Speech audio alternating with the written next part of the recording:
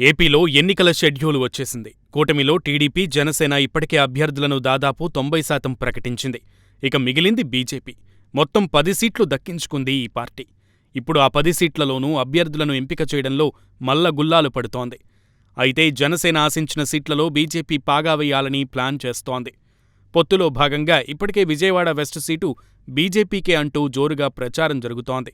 కేంద్ర మాజీ మంత్రి సుజనా చౌదరిని అక్కడ రంగంలోకి దించడం దాదాపు ఖరారైనట్లు సమాచారం.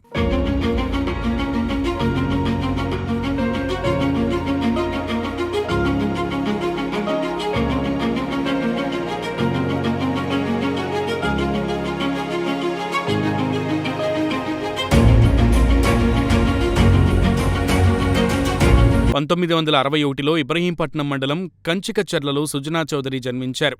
84లో హైదరాబాద్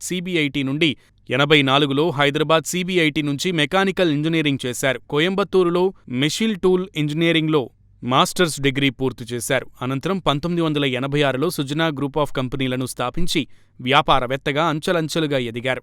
రాజకీయాలపై ఆసక్తితో టీడీపీలో చేరారు. 2010లో రాజ్యసభకు సుజనాను టీడీపీ నామినేట్ చేసింది. 2014లో టీడీపీ పార్లమెంటరీ నాయకుడిగా ఆయన ఎన్నికయ్యారు. ఎన్డీఏ ప్రభుత్వంలో కేంద్ర మంత్రిగా సేవలు అందించారు. అనంతరం 2019 ఎన్నికల తర్వాత టీడీపీ నుంచి బీజేపీలోకి చేరారు.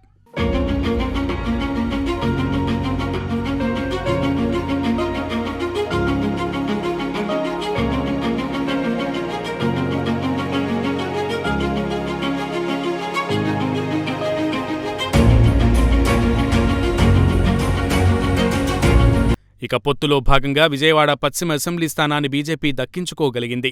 సుజనా చౌదరి అభ్యర్థిత్వం దాదాపు ఖరారైనట్టే. ఆయనకు టికెట్ ఇవ్వడానికి అటు బీజేపీ రాష్ట్రశాఖ కూడా సుముఖంగా ఉన్నట్లు సమాచారం.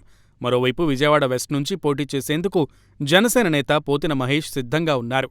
పొత్తులో భాగంగా తనకే ఆ సీటును కేటాయించాలని డిమాండ్ చేస్తున్నారు. లేదంటే ఇండిపెండెంట్గా బరిలోకి దిగుతానంటూ హెచ్చరించారు. ఈ నేపథ్యంలో సుజనా చౌదరికి టికెట్ ఇస్తే పోతిన మహేష్ సహకరిస్తారా లేదా అనే సందేహాలు వ్యక్తమవుతున్నాయి.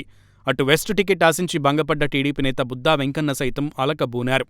మరి వారిద్దరినీ సమన్వయం చేసుకోవాల్సిన బాధ్యత అధినాయకత్వాలదే అంటున్నారు.